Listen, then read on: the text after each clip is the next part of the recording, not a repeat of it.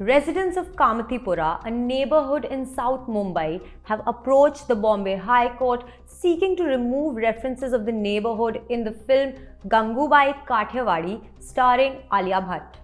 The police said that the reputation of the area has been lowered after the film's trailer was released, since the movie depicts wild, derogatory allegations of the entire area being a red light hub.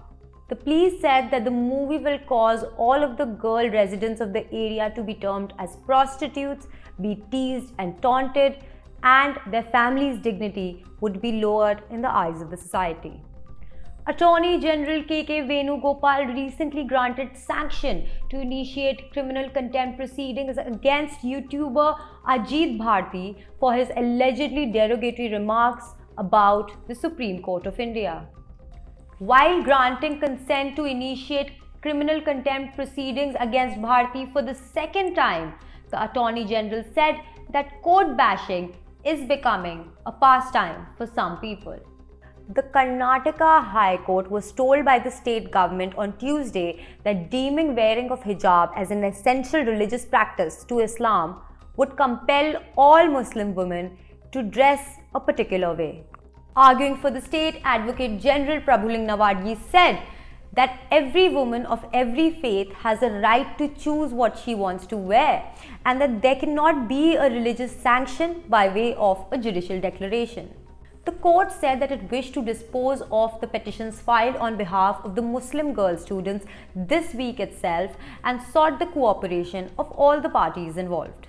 In related news, a public interest litigation was filed in the High Court against more than 60 media houses seeking directions to restrain them from chasing and videographing the girls in the hijab making their way to their schools and colleges. Besides media houses, the plea has arraigned Facebook, Twitter, Google, Yahoo, Instagram, YouTube, and WhatsApp as respondents. Another plea has alleged that the hijab controversy in the state is a creation of a toolkit which plans to create disturbance and anarchy in the country and aims to bring down the government in power at the center.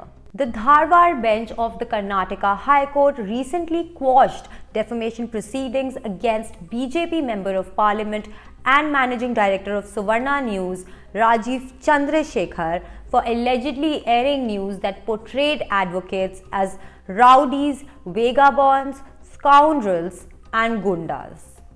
Justice M. Nagaprasanna held that the offence of defamation under Section 499 of the Indian Penal Code can only be made out against a particular person or a definite group of people, rather than an indefinite group of persons or an indefinite class. The case arose in 2012 when an accused politician was brought before a criminal court in Karnataka. At that point, a large number of advocates gathered around the court and created a ruckus. This gathering was telecast on television and electronic media, including Savarna News 24/7 Kannada TV channel, of which Chandrasekhar is the managing director. The Bombay High Court today refused to urgently hear a plea filed by Indian Revenue Services Officer Sameer Wankhede challenging the revocation of his bar and restaurant license. When the matter was mentioned before Justice Gautam Patel, he said that the matter was not mentioned before us yesterday. Nobody mentioned it. We cannot listen to the matter without it being mentioned first. And is it only for a few people that the system works? He said. The judge went on to clarify that just because a matter has received wide coverage in the press or that the person involved is influential, the court is not obligated to hear the case urgently. The court, however, did say that it would list the matter after following a procedure. Subscribe to our YouTube channel and click the bell icon.